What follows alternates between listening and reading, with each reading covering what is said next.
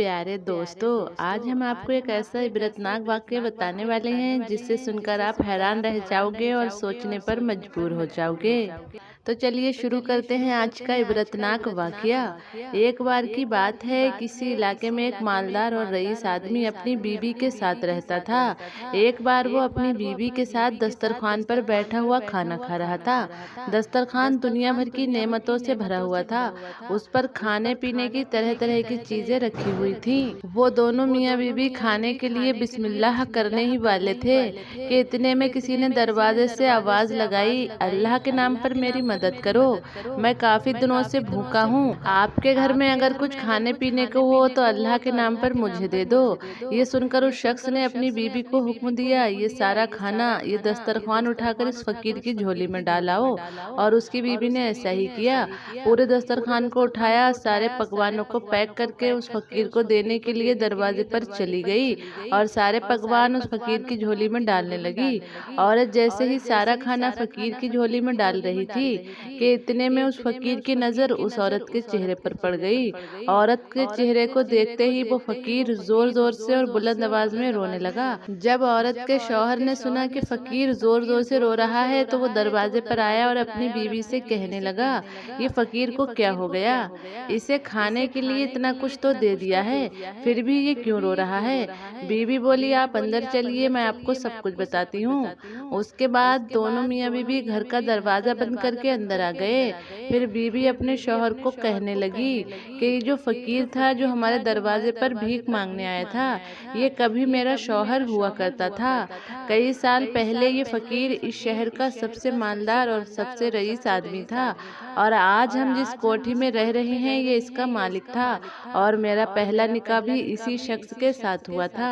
शादी के कुछ दिनों के बाद हम दोनों ऐसे ही दस्तरखान पर बैठे खाना खा रहे थे। हम खाना खाने ही वाले थे कि इतने में दरवाजे पर एक फकीर ने सदा लगाई, अल्लाह के नाम पर कुछ खाने को दे दो, 3 दिन का भूखा हूँ, अल्लाह आपका भला करेगा। इतना सुनते ही मेरा वो शौहर दस्तरखान से उठा, गुस्से में दरवाजे पर पहुंचा और जाकर उस फकीर की इस तरह पिटाई शुरू कर दी कि बेचारा वो फकीर लहूलुहान होकर जमीन पर गिर पड़ा। उसके बाद पता नहीं वो फकीर मेरे शौहर को ऐसी क्या बद्दुआ दे गया कि उसके बाद मेरे शौहर की हालत दिन ब दिन बिगड़ती चली गई। यानी उसकी हालत खराब होती चली गई, उसके सारे कारोबार खत्म होते चले गए, हमारा घर बिक गया, हम कौड़ी कौड़ी को मोहताज हो गए, हमें खाने पीने के भी लाले पड़ गए। इस परेशानी के आलम में इस शख्स ने मुझे भी तलाक दे दी।